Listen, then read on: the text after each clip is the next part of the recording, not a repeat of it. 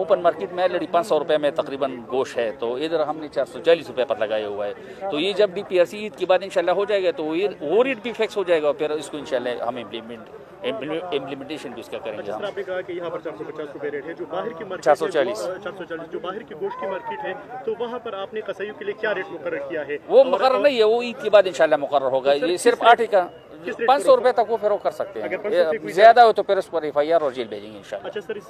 जो यहाँ पर तो आपने सस्ता बाजार कायम किया है और आपकी जिम्मेदारी बनती है कि जो दीगर बाजारें हैं की वहाँ पर भी आप मयारी और सरकारी नर्ख पर एशिया के खुर्दनोश की फराहमी यकीनी बनाए, तो उसके लिए आपके पास क्या प्लान है? हमने इसके लिए ऑफिसर डायरेक्ट किया हुआ है, सारे फूड डिपार्टमेंट के जितने ऑफिशियल है सस्ता में वो ड्यूटी हमने लगाई हुई है, फ्रूट मंडी में भी, सब्जी मंडी में भी, इधर सस्ता बाजार में भी जितने ये हमारे एहलकार है फूड डिपार्टमेंट की कंप्लेंट सील भी हमने इधर पर वो किया हुआ है, तो उस पर हमने अपना नंबर भी लिखा हुआ है, और जो किसी को भी तकलीफ हो तो उस नंबर पर हमसे मोबाइल फ़ोन पर और PTCL नंबर पर वो हमसे राबिता कर सकते हैं। और सारी टीम हम इंशाल्लाह शाम तक मतलब है कि मार्केट में हम पूरे डिस्ट्रिक्ट में हमारे ऑफिशियल और ऑफिसर मतलब है कि चेकिंग करेंगे। अच्छा सर, आम प्रैक्टिस ये है कि जब हुकूमत की जानिब से सब्सिडी दी जाती है तो ज़ख़ीरा अंदोज़ी भी हो जाती है और फिर मयार भी गिरा दिया जाता है। जो आटे पर सब्सिडी दी है हुकूमत ने सबसे ज़्यादा, जो 400 रुपये फी